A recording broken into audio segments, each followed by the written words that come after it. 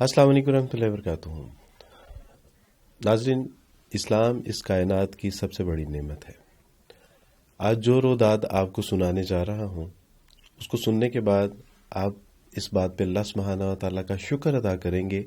کہ آپ مسلمان کے گھر میں پیدا ہوئے اور مسلمان پیدا ہوئے۔ پچھلے دنوں ایک سانحہ ہوا اور اس میں ہم نے لوگوں سے دعا کے لیے بھی کہا اور وہاں پہ پہنچنے کے لیے بھی درخواست کی، اور اس کے بعد پھر مختلف کالز آئیں، میسیج آئے، واٹس ایپ اور دیگر ذرائع سے لوگوں نے ہم سے پوچھا کہ اس معاملے کے بارے میں ذرا مطلع کیجئے کہ کیا بنا۔ تو میں نے سوچا کہ ہر کسی کو انفرادی طور پہ بتانا ممکن نہیں ہے، لہٰذا ایک چھوٹی سی اس کی رودات کی ریکارڈنگ کر کے آپ حضرات کی خدمت میں پیش کر دی جائے۔ ہوا یوں کہ ہمارے ادارے میں ایک صاحب نے اسلام قبول کیا، ان کا نام تھا بولا مسیح، بعد میں ان کا نام رکھا گیا محمد بولا۔ ایک دن عصر کے قریب مجھے کال آئی کہ عبدالوارث بھائی، محمد بولا کا انتقال ہو گیا۔ میں نے کہا کہ آپ وہی محمد بولا بھائی کی بات کر رہے ہیں جنہوں نے 40 دن پہلے اسلام قبول کیا تھا؟ تو انہوں نے کہا جی وہی بولا بھائی جنہوں نے آج سے ایگزیکٹلی 40 دن پہلے اسلام قبول کیا، آج وہ قضائے الہی سے انتقال کر گئے۔ میری حیرت کی انتہا نہیں تھی، اور کیا کرتے، جس طرح میرا رب راضی ہم بھی ویسے ہی راضی۔ میں نے ان سے کہا کہ ان کے گھر والوں کو آپ اطلاع کیجئے کہ ہم ان کی جو تدفین و تکفین ہے اس کے لیے حاضر ہو رہے ہیں، اور کسی چیز کے بارے میں آپ پریشان مت ہوئیے گا۔ لیکن جیسے ہی ان کو اطلاع ملی کہ عبدالوارث اور ان کی ٹیم حقوق الناس ویلفیئر فاؤنڈیشن کی طرف سے وہ ہمارے گھر آ رہے ہیں،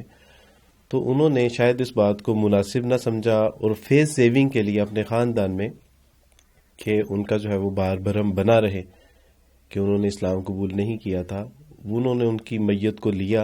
اور کسی نامقام جو ہے وہ جگہ پہ ان کو منتقل کر دیا۔ ہم گھر گئے اور گھر کو دیکھا تو تالا لگا ہوا ہے، ایک ان کے پڑوس میں تھے ان کے ہاں بھی تالا لگا ہوا۔ سمجھ نہ آئے کہ کیا کریں، نہ کسی رشتہ دار کے بارے میں پتا تھا، نہ ان کے عزیز و اقارب کے بارے میں پتا تھا، نہ کوئی جان پہچان والے۔ لیکن محلے داروں میں سے کسی ایک صاحب نے ہمیں اس شرط پہ کہ آپ ان کا نام نہیں بتائیں گے، تو انہوں نے ہمیں یہ بات بتانے کی حامی بھری کہ ان کو فلاں جگہ پہ جو ہے وہ لے کے گئے ہیں جہاں ان کے رشتہ دار ہیں، اور وہاں ان کو اس وقت جو ہے وہ انہوں نے نہلا دیا ہے، کفن پہنا دیا ہے، قبر تیار ہے، اور بس قریب ہی ہے کہ وہ ان کو دفنا دیں۔ خیر، مرتے کیا نہ کرتے، نہ چاہتے ہوئے بھی ہم نے پولیس کو کال کی، کیونکہ اگر ہم ذاتی طور پہ اس مسیحیوں کے علاقے میں جاتے اور ان سے جو ہے وہ ان کو اسلامی طریقے کے مطابق تدفین و تکفین کا مطالبہ کرتے تو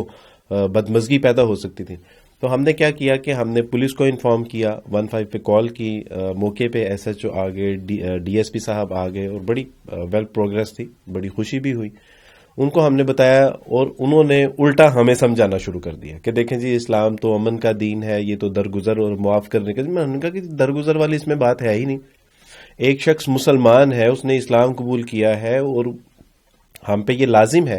کہ ہم جو ہے وہ اس کو اسلام کے مطابق اس کی جو ہے وہ آخری تدفین و تکفین کا معاملہ کریں۔ تو اور آپ جو کہہ رہے ہیں کہ جانے دیں، کوئی بات نہیں، ان کو عیسائیت کے طریقے پہ یا مسیحیوں کے قبرستان میں ان کو دفنانے دیں، کچھ نہیں ہوتا۔ تو بھی مسلمان ابھی اتنے کمزور اور اتنے لاغر تو نہیں ہے کہ ہم جو ہے وہ مسیحی برادری میں جس نے سرکاری سطح پہ آ کے جو ہے وہ اسلام قبول کیا ہے، تمام سرکاری ریکوائرمنٹ اور ڈاکومنٹیشن کمپلیٹ کی ہے، اس کو جو ہے وہ مسیحی برادری کے حوالے کر دیں اس لیے کہ ہم کچھ نہیں کر سکتے اور اس لیے کہ ہم امن پسند ہیں۔ یہ تو امن کا معیار نہیں ہے۔ لہٰذا انہوں نے ہم نے ان کو بتایا کہ وہ کہاں پہ ہیں، تو وہ وہاں پر پہنچے، اور ہمیں وہ اس بات سے آگاہ نہیں کرنا چاہ رہے تھے کہ وہ مسیحی برادری کہاں پہ ہے اور یہ خود کہاں پہ چلے گئے۔ تو انہوں نے وہاں جا کر ان سے یک طرفہ انکوائری کی، اور انکوائری کرنے کے بعد ہمیں فون کر کے وہ بتا رہے ہیں کہ جی وہ تو کہتے ہیں کہ 6 مہینے سے ہمارے والد صاحب گھر سے باہر ہی نہیں نکلے لاک ڈاؤن میں۔ تو ہم نے جو ہے وہ مختلف ذرائع سے اس جگہ کو اپروچ کیا، وہاں پہنچے، وہاں پہ پولیس کی نفری بھی تھی، ان کے اعلیٰ افسران بھی موجود تھے۔ تو ہم نے ان سے کہا کہ جی ٹھیک ہے، آپ کو اگر لگتا ہے کہ ہم جھوٹ بول رہے ہیں تو ہم آپ کو CCTV فوٹیجز دے دیتے ہیں، ہم آپ کو ان کے سرٹیفکیٹ دے دیتے ہیں، ہم ان کو ان کا بیان حلفی دے دیتے ہیں، ہم آپ کو ان کی سند دے دیتے ہیں، اس پہ انگوٹھے ہیں،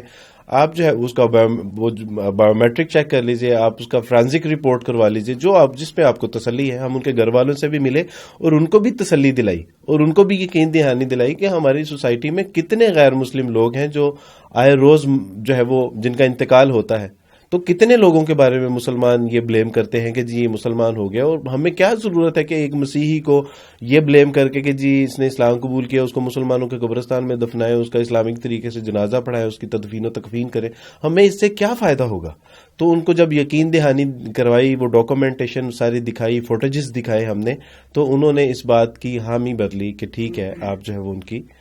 لاش لے سکتے ہیں۔ میں نے ان سے کہا کہ آپ ہمارے ساتھ چلیے تو دیکھیے کہ کیا ظلم ہے کہ جب انہوں نے کہا کہ ہمارے والد صاحب نے اسلام قبول کر لیا تو اب ان کی لاش کے ساتھ بھی ہمارا کوئی تعلق نہیں ہے۔